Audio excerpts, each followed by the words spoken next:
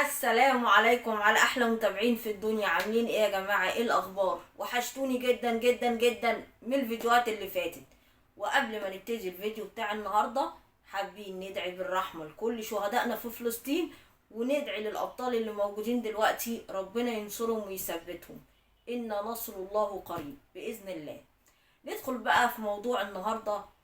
والنهارده يعني ايه زي ما تقولوا كده، انا مزاجي عالي وفرحانه ومبسوطه. طبعا انا فرحانه ومبسوطه عشان شفت الفيديو بتاع مدام هناء، وده هيبقى ليه فيديو لوحده مفصل لان في كلام كتير جدا عايزين نتكلم فيه. لكن الفيديو ده زي ما تقولوا كده انا بعمله عشان مزاجي رايق. ليا مزاج ان انا اروق على ناس ملهمش 30 لازمه. اوعوا تفتكروا ان عشان ليهم قيمه ولا حاجه ان انا طالعه عامله لهم لازمه، والله ابدا. يعني زي ما تقولوا كده لما الواحد يبقى مبسوط يحب يروق على الناس النكره. انا من النوعيه دي، لما ببقى رايقه بحب اروق على اي حد نكره قصادي، تمام. لكن والله لما اكون مزاجي متعكنن او حاجه او بتاع ما بردش، بسيب اللي يهوهو يهوهو. لكن انا النهارده طبعا مزاجي عنب، وطبعا انا ما فوتش الفرصه دي، انتوا عارفين طبعا. وعشان بصراحه يعني ما مش لاقيه فكره ان انا اصورها النهارده، فقلت ليه لا. مكسب عليهم كام دولار زي ما هم طالعين بيكسبوا عليا، جت على ارمط يعني ما جاتش عليا ووقفت. نبتدي بمين يا ولاد؟ نبتدي بمين؟ الشرشوحة ولا جمالات كفتة؟ اصل الاتنين وجهان لعملة واحدة. والله العظيم انا ما شايفة ما بينهم اختلاف. نفس الرخص، نفس قلة الادب، نفس السفالة. والله العظيم انا ما عارفة افرق ما بينهم الاتنين. وجهين لعملة واحدة. طيب نبتدي بالشرشوحة. تعالى شرشوحة، مالك يا شرشوحة؟ هي رباب مجنناكي ليه؟ هو انا مضايقاكي في حاجة؟ هو انا جيت ناحيتك يا شرشوحة؟ فيكي ايه؟ مالك ليه كل شوية ما تلاقيش فيديو تعمليه تقومي طالعة نكشة شعرك ورباب رباب رباب رباب؟ اولا كل الالفاظ اللي انت بتقوليها دي ترجع لك انت، لان دي تربيتك ودي اخلاقك، قلناها مليون مرة. ما فيهاش جديد. عارفة الجديد ايه؟ ان انت مثلا تكوني محترمه في كلامك. الجديد ان انت ما تقوليش الفاظ. الجديد ان انت مثلا تتكلمي بادب. ده يبقى الجديد عليكي. لكن ان انت تقولي الفاظ وتشتمي وتردحي وبقاموس السفاله كله اللي عندك، طبعا دي حاجه مش جديده عليكي ومش هنعتب عليكي فيها. هي تربيتك قذره، يعني ما كانش فيه تربيه عشان نقول التربيه كانت قذره، لا ما كانش فيه اصلا. يعني ما عدتش عليكي بربع جنيه، فاحنا هنعتب عليكي في ايه؟ ده الطبيعي وده العادي بتاعك يعني. المهم يا ولاد، طالعه نكشه شعرها وبتصوت وبتصرخ وبتشتم عشان حوار اخوها. طب احنا نعمل لك يا شرشوحه؟ اخوكي متبرئ منك، احنا ذنبنا؟ احنا مالنا؟ انا مش فاهماكي بصراحه. الناس وصلت لهم الحاجه وقالوا ان هم متبرئين منك، يبقى ده ذنب انا مالي؟ انا مجرد مرسال. هو انت مش روحتي وصلتي الفيوسات المفبركه بتاعت مدام هناء لشمال ويمين وجنوب وغرب والبلد ومش البلد؟ زعلانه ليه لما حاجتك انت كمان وصلت؟ ده كاس وداير. ايوه ده عدل ربنا في الارض. هو انت تعملي الحاجه ومش عايزاها تتعمل فيكي تزعلي لما تتعمل فيكي؟ امال انا موجوده ليه يا شرشوحه؟ انا من الاخر موجوده هنا عشان ادوقك من نفس الكاس اللي انت بتدوقيه لمدام هناء.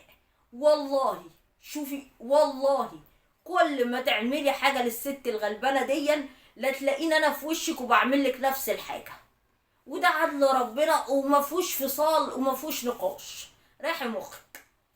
الناس بيقولوا لي يا رباب دي مش نازله في البلد عندهم، ما استجرتش تروح البلد، دي قاعده عند ماما كلبه. والله تروحي ما تروحيش ولا يشغلني. عارفه ليه؟ لان انا ما بشوفكيش اصلا خالص. انا كنت هطلع اقول على اخواتك انهم فعلا رضيوا بلبس الطرح لو كانوا طلعوا معاكي. لغايه اللحظه دي قرفانين يبصوا في خلقتك، متبريين منك بالبنط العريض. الناس بتشتم فيكي في قناته وهو حاطط لهم قلوب وبيقول لهم انا زهقت من الموضوع ده، انا فاتح القناه بس الاكل العيش ماليش دعوه. يعني في ايه تاني اكتر من كده؟ اخوكي اللي من لحمك ومن دمك قايل انه متبرئ منك. طلعت تكذبي على الناس وتقولي لا ده مسافر عشان كده مش هتشوفوه معايا وما استقبلنيش في المطار ومش عارف ايه، كأن اخوك الوحيد، مع ان في محمود برضه. مش عارفه اشمعنى مركزه انت على مصطفى، ما في محمود برضه. الاتنين متبريين منك لان الاتنين ملتحيين، فقايلين ان انت عار عليهم وان انت شرشوحه وان انت ما تشرفهمش. في اكتر من كده؟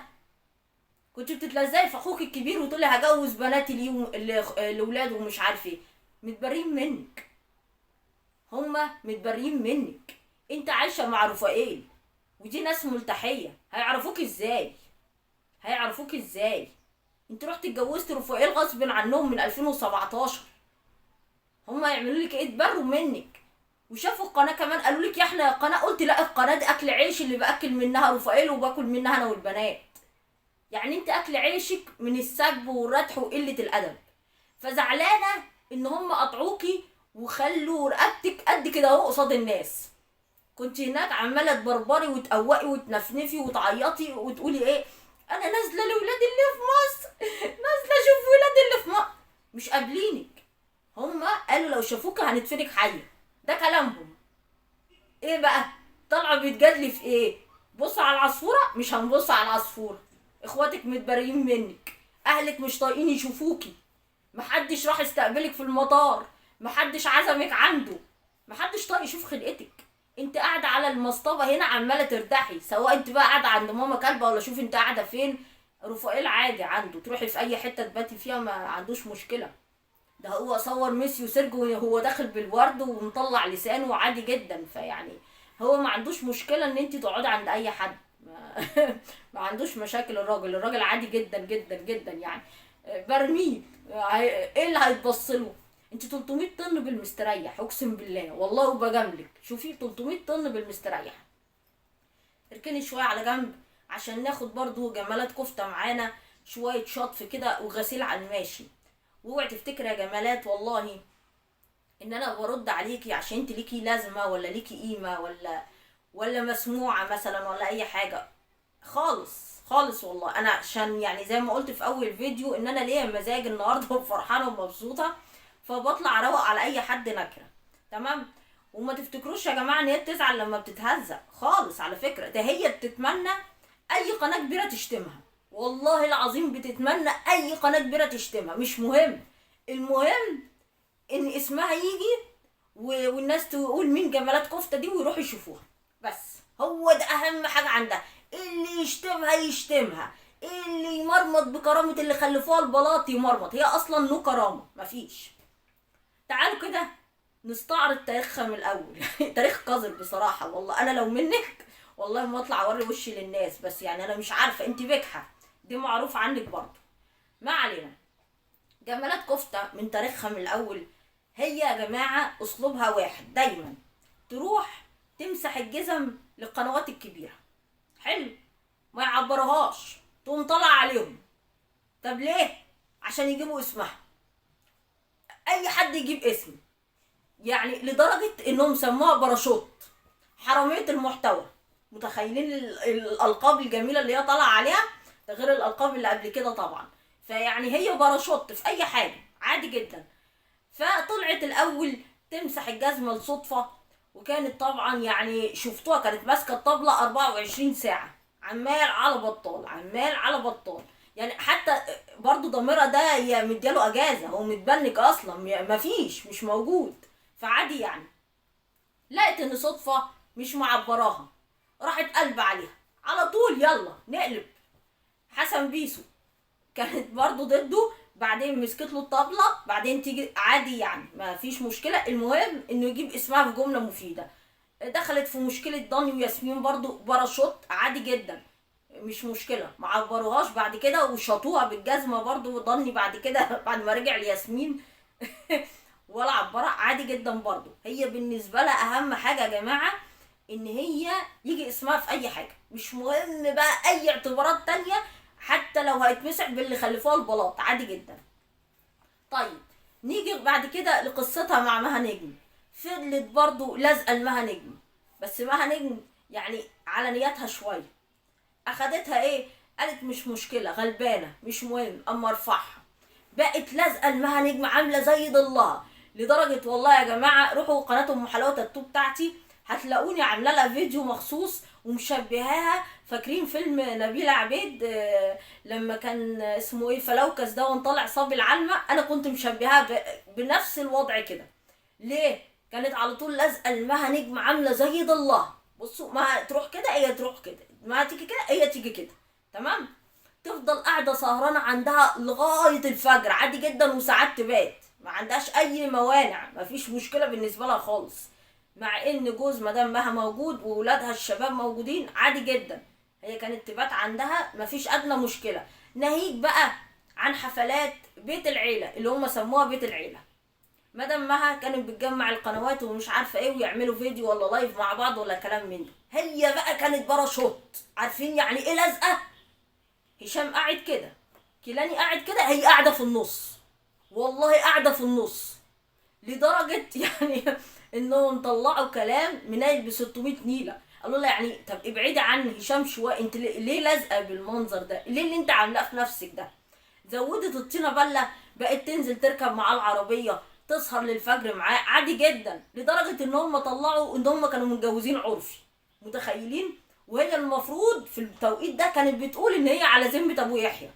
يعني انا بجيب لهم تاريخك يا جمالات، اوعي تفتكر ان انا بغلط فيكي، انا بقول تاريخك المشرف اللي على اليوتيوب، يمكن الجداد ما يعرفوش، وبشهرك اهو زي ما انت عايزه.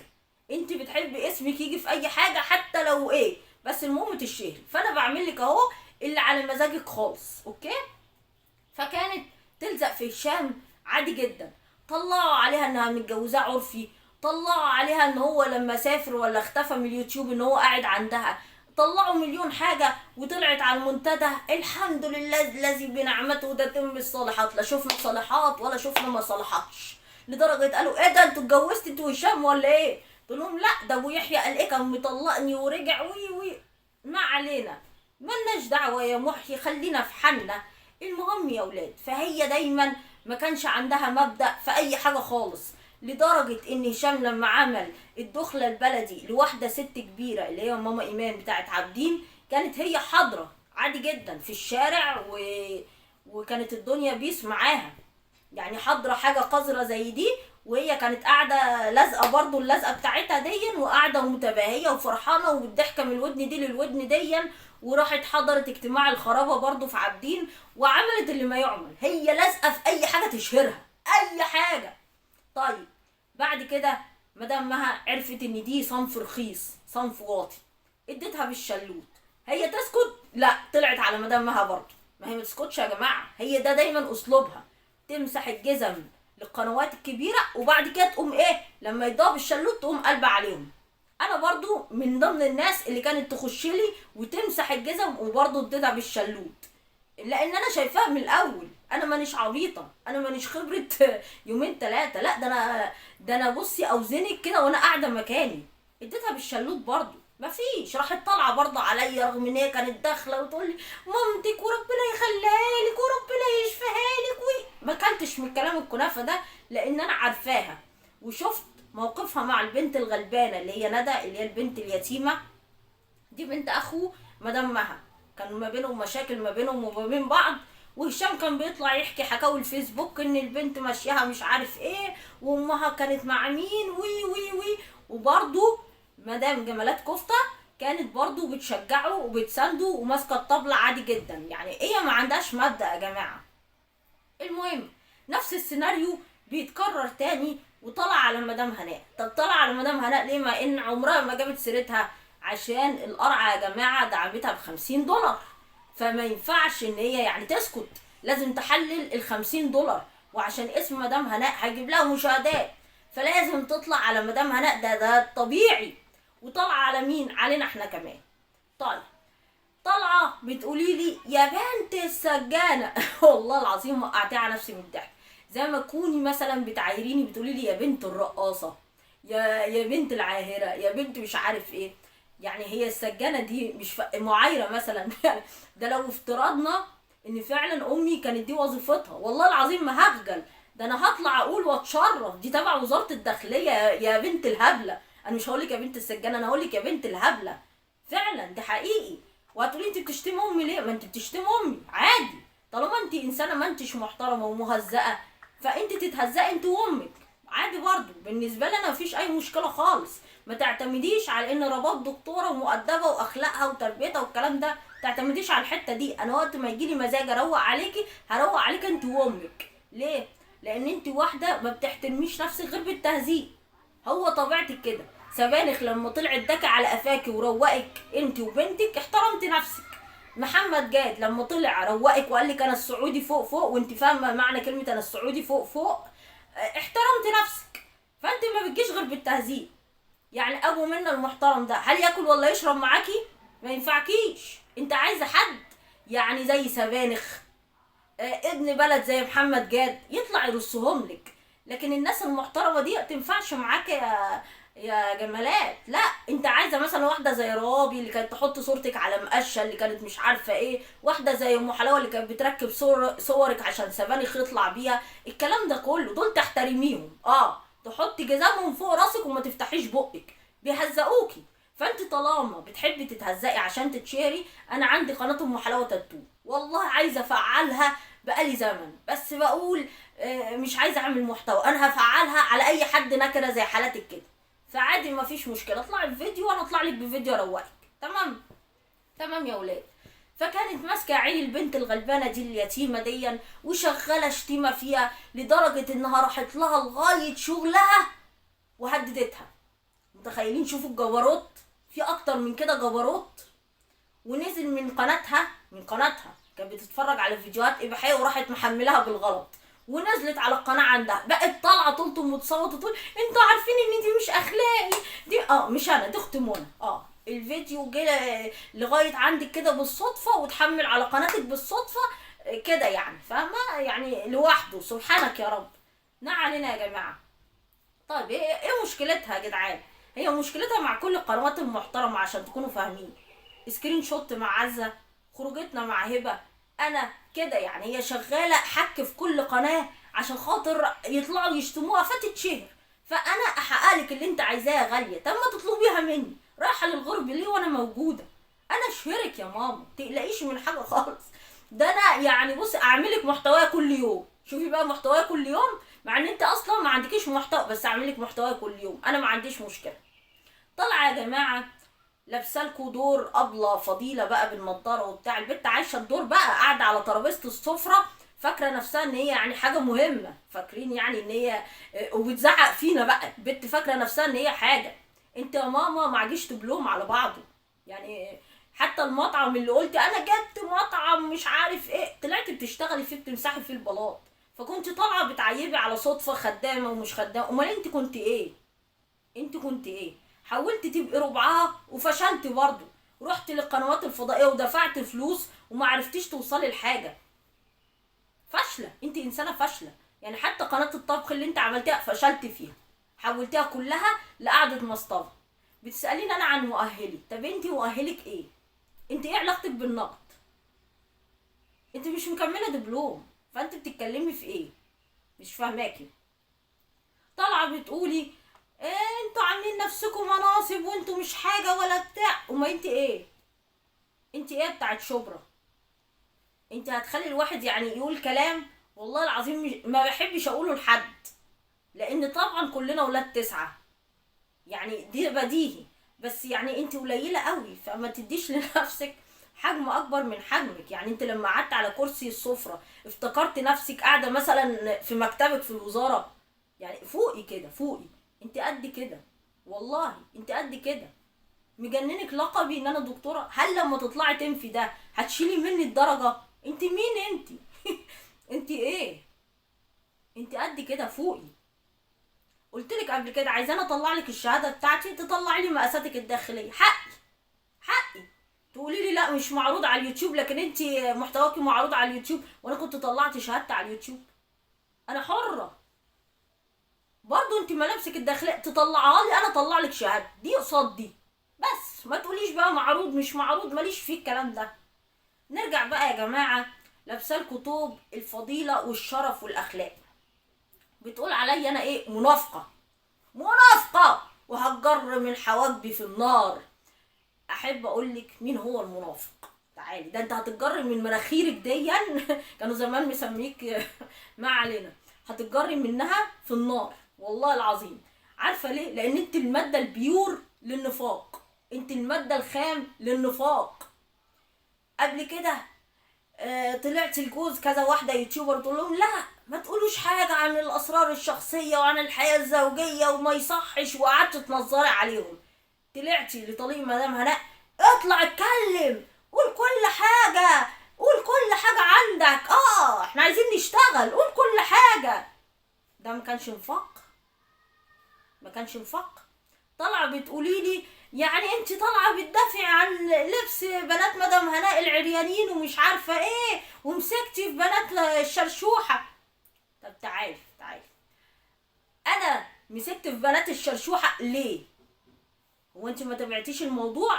لا انت متابعاه وعارفه ايه اللي حاصل وكان ايه اللي حصل ساعتها. عشان كده انا طلعت باكونتات بناتها، ما تبلتش عليهم في حاجه. طلعت اتبلت على ولادي ان هم معاقين ومتوحدين، وانت سامعاها بودنك دي اللي اتطرشت فيها. طلعت قالت على بنات مدام هناء انهم حوامل وخلفوا من غير جواز، وانت كنت سامعه برضو بودانك دي اللي اتطرشت فيها وعملت نفسك ما انت سامعه. طلعت قالت ان مدام هناء عملت مساكنه مع طليقها، ما كانش جوزها، عملت مساكنه مع الطيار، عملت مساكنه مع ميسيو جانو، وانت سامعه كل ده وما عداش على ودنك برضو. تمام؟ لكن عدى على ودنك ايه؟ بناتها. طب بناتها انا جيت ناحيتهم؟ بناتها انا طلعت لها الاكونت بتاعهم بتاع التيك توك اللي هي كانت بتنكره. ايه الجديد اللي انا طلعته؟ حاجه كانت موجوده على العاد، لكن انا قلت عليهم حاجه؟ تبلت عليهم زي ما هي تبلت على اولادي او على بنات مدام هناء، وكان رد فعل بعد اللي هي عملته مش قبل. وفيديوهاتي موجوده وفيديوهاتها موجوده. يعني انت برضو طلعتي يعني كيس جوافه في الموضوع برضو، ما انتش فاهمه حاجه. تمام؟ او فاهمه وبتستهبلي، بتنطرشي عند حاجات معينه. كونيكا وبنت كونيكا عشان هي راحت سربت صور البنات القرعه، راحت سربت صور بنات مدام هناء الخاصه اللي كانت على الانستا، لانها كانت صديقه عندهم. راحت اخدت صورهم الخاصه اللي ليهم ولعيلتهم بالفساتين العاديه وراحت اديتهم للشرشوحه. فانا رحت مطلعه لها صوره بنتها، وكانت صوره برضو على العام وصوره غلاف للانستا بتاعتها. هو انا الفت لها ولا اتبلت عليها؟ لكن انت بقى ما سمعتيش كل اللي قالوه عن بناتها. بتنطرش انت في حاجات معينه، بتتعمي انت في حاجات معينه، وانت كمان طالعه بتقولي مش عاجبني لبس بناتها وعرايا ومش عرايا. وبالنسبه لبنت سيادتك اللي بترقص باليه، بترقص باليه يا ترى وهي لابسه اسدال الصلاه، ولا بترقص باليه بالفستان بتاع الباليه اللي مفيش حاجه تحتيه؟ كانت بترقص باليه بايه معلش يعني؟ ده انت حتى ما تمرش فيكي ان انت كنت عند مدام مها وابنها بيذاكر لبنتك، طلعت تقولي عليه طبال عشان ابنها في معهد الموسيقى. طلعت قالت لك وانا اقول على بنتك رقاصه لانها في معهد الباليه. بنتك بترقص باسدال الصلاه ولا نسميكي ام الرقاصه؟ ما اذا كان بيتك من ازاز ما تحدفيش الناس بالطوب. انت مالك وما البنات غيرك؟ ما تركزي في بنتك. بنتك اللي بترقص باسدال الصلاه ولا بترقص بايه؟ ما انت بتنتقدي بنات غيرك. لا ركزي في بناتك. صح ولا انا غلطانه؟ يعني انت ابنك طولك وكنت بتروحي تقعدي لازقه في هشام وقاعده عندهم لغايه الفجر وسمعتك منيله ب 600 نيله، فما تطلعيش تنظري على غيرك. امي بتيجي ناحيتك، امي بتجيب سيرتك انت يا نكره، فانا اطلع هزقك انت وامك. امك كانت بتشتغل ايه؟ امك انت كانت بتشتغل ايه؟ ولا اي حاجه. ست كانت جاهله وفي البيت. طلعت انت عملت ايه بعد وفاتها؟ بعد وفاتها بيوم واحد انت حتى ما عملتيش عليها حداد، طلعتي لابسه احمر وبتضحكي وبتتميسي وعادي جدا. طب تعالي كده نشوف موقف انا من بنات الشرشوحه اللي انا حكيتهولك كله، واللي كان رد فعل للي ايه عملته، ومع ذلك انا ما اتبلتش عليها مقارنه بموقفك انت. بنت صدفه لافا، البنت الصغنونه العسوله دي، رغم خلافي مع والدتها انا عمري ما جبت سيرتها، رغم خلافي مع صدفه عمري ما جبت سيره امها الا لما قلت الحاجه فاطمه. عمري لا جبت سيره بنتها ولا سيره امها. تعالي انت بقى، تعالي. مسكت البنت الصغيره وحطيتيها على بانر فيديو وعملتي سهم على جسمها، وقلتي ايه في الفيديو؟ قلت ان كريم العرباوي اغتصبها. البنت الصغنونه ما سلمتش من تبليكي ولسانك الزفر. دي ما كانتش عيله صغيره؟ ولا دي كان متاح ليك انت بالنسبه لك؟ عادي عادي يا جماعه، ده انا جمالات كفته على سن ورمح، اشتم واتنمر على الاطفال واقل ادبي عادي جدا. كانت ايه ظروفها بنت صدفه؟ كانت عملت لك ايه لافا لما حطيتي صوره امها اللي هي صدفه وكتبت عليها خمرجيه الحفريه؟ ده كان ايه؟ لما مسكتي ياسمين وقلتي ان خطيبها اللي كان في العربيه قعد يبوسها وقعد يمسك ويعمل والكلام ده كله، ما كانش سب اعراض ده ولا ده كان سب اطوال؟ لا اذا كنت انت ما انتش شايفه نفسك فانا اوريكي نفسك، انا ما عنديش مشكله، انا عندي تاريخك كله بسم الله ما شاء الله، تاريخك حافل يا جمالات، والله ما عارفه اعدلك ايه ولا ايه يا شيخ. فما تعمليش نفسك بتاعه على ناس عارفين اصلك وتاريخك واساسك. ما تعتمديش على حته الاحترام والادب كتير. طب اديني غسلتك ونشرتك اهو دلوقتي، ايه الوضع؟ اتهزقتي مبسوطه فرحانه؟ انت فرحانه عشان اتشهرتي، بس بتتشهري بالتهزيق، ما انت مهزقه. لما طلع سبانخ اداك على قفاكي وقال لك تعالي يا كذا يا بنت كذا يا بنت كذا، طلعتي كتبتي قلتي ايه؟ سياده المستشار انا اسفه، انا اسفه، انا مش هجيب سيره صدفه ولا اهلها تاني، حرمت يا بابا حرمت. هو انت ليه لازم البني ادم يهزقك؟ ليه بجد؟ ليه ما تحترميش نفسك لنفسك؟ يعني تبقي محترمه كده عشان ما حدش يهزقك. ليه؟ ما فيش قناه في اليوتيوب الا لما هزقتك. عزه، خروجتنا مع هيك، كله حتى الرجاله. ليه تجيبي نفسك التهزيق وقله الادب؟ بتقولي ابو منى طلع يعاتبني، طلع مش عارفه ايه.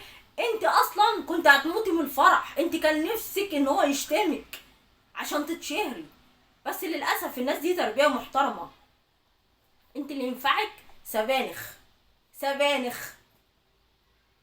اللي جه قالك يا بنت الشين يا بنت الهي يا بنت الواو تعالي تعالي يا كذا يا كذا انت وبنتك، هو ده اللي ينفعك. محمد جاد اللي طلع قالك السعودي فوق فوق ونشرك وغسلك، هم دول الناس اللي انت بتحترميهم، هم دول الناس اللي ينفعوا معاكي. لكن الناس المحترمه ما بتمشيش معاكي.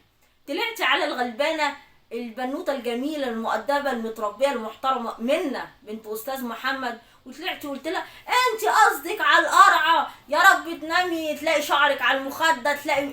انت غيرتك من كل البنات والستات عمتك، انت جده، انت كبيره في السن والله، انت مش عيله تافهه للكلام ده. يعني انت المفروض كبرت عقلتي، دي عيله صغننه عامله عقلك من علاء وهي جابت سيره القرعه. دي بتتكلم على القرع العسل، هو ايه اللي على راسه بطحه ولا $50 لازم تحلليهم؟ مش كده، خلي عندك كرامه واحترام. فيديوهات القرعه اللي كانت بتطلع فيها على مدام هناء ما كانتش بتعدي على ودنك؟ كنت بتنطرش ساعتها؟ الشرشوحه وفيديوهاتها اللي كلها سب اعراض وقذف ومحصنات وقله ادب، وتقول على مدام هناء انها من قوم لوط وان جوزها طلقها عشان رفض العلاقه المحرمه، وان بناتها عاملين مساكنات، وانها مأجره الغرف اللي ورا عشان اعمال الاعاره، وانها راحت اتبست من 7 رجاله، كل ده ما بيعديش على ودنك؟ انت انسانه الماده الخام للنفاق، والله العظيم انت انسانه. مش هقولك هتروحي على جهنم، لا ده انت هتطيري بصاروخ. عارفه يعني ايه بصاروخ؟ انت من غير مبدأ، انت رخيصه، رخيصه. شوفي يعني ايه رخيصه بجد والله. لما تقبلي تهزيك وشتمتك عشان تتشهري فانت انسانه رخيصه، مش هقولك اكتر من كده. وعايزاكي تعملي فيديوهات، اقسم بالله هفعل قناه ام حلاوه على قفاكي، عشان انت ما بتحترميش غير اللي بينزل على بالشبشب كده على قفاكي. وانا بنت السيده زينب، اوعي يغرك التجمع ولا شغل الدكاتره ولا لا لا لا، ما تعتمديش على الموضوع ده. اسالي الشرشوحه انا عامله فيها ايه بقالي 2 سنين، واظن انت عارفاني كويس، فهمسكك اغسلك وانشرك كده واكويك وانا قاعده، ما عنديش مشكله، وهي القناه تدفع، احنا ورانا حاجه؟ اطلعي في فيديو وانا قاعده، والله العظيم. شوفي انا ما سمعتكيش، اقسم بالله ما سمعتك، انا حبايبي هم اللي وصلولي، بس اوعدك ان انا ابتدي اتابعك، ويعني يبقى حظك ومن نصيبك بقى لو انا تابعتك، اقسم بالله هعملك محتوايا.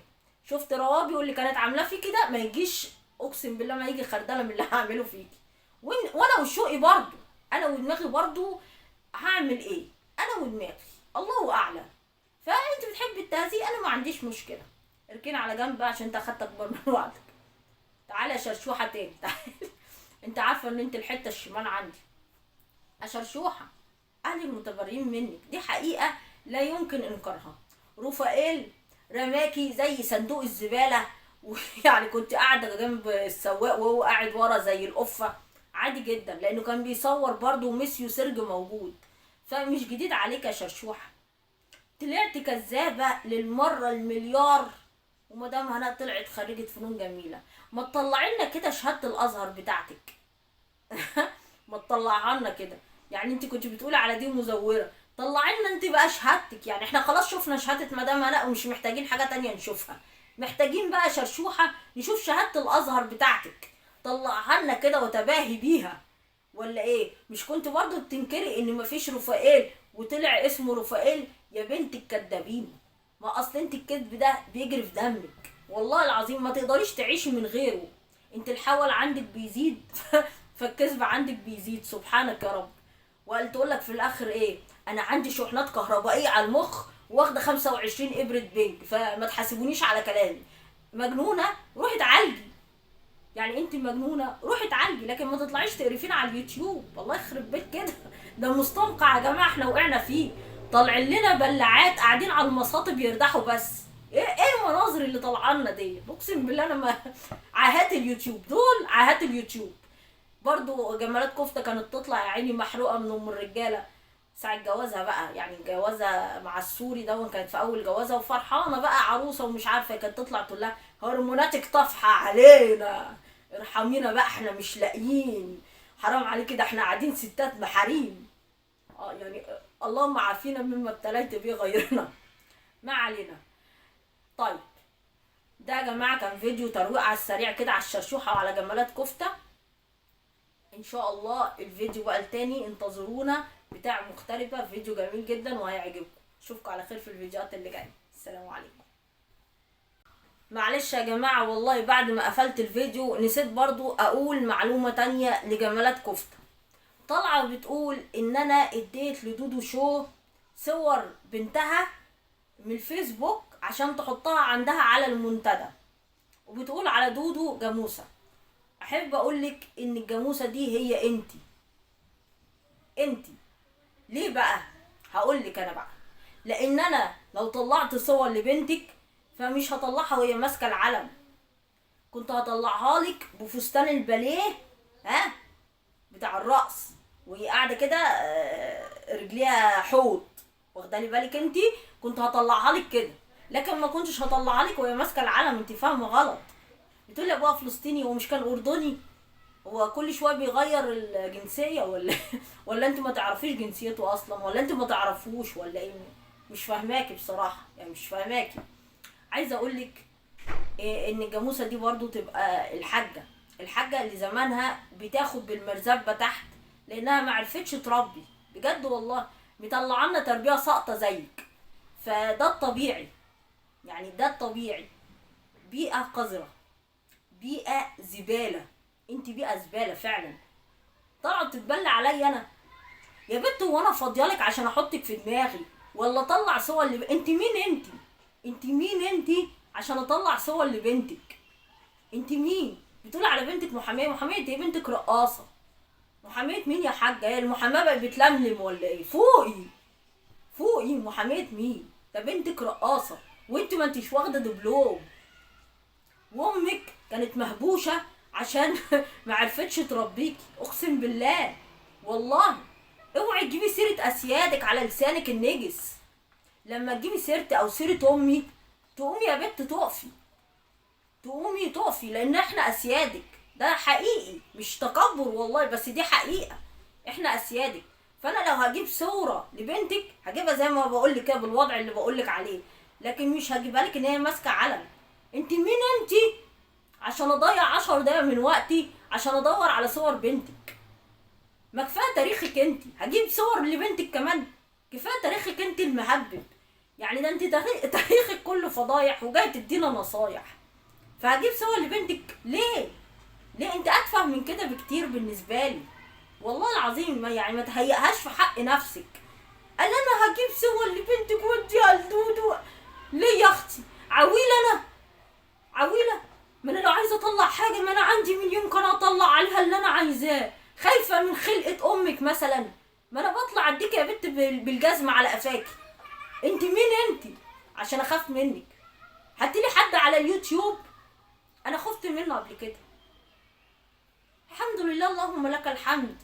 ماليش لوي الدراع، ماليش ماسكه صباعي مش تحت ضرس حد، فاحط اللي انا عايزاه، اطلع اقول رايي في اللي انا عايزاه، اشتم اللي انا عايزاه، اعمل اللي انا عايزاه كله.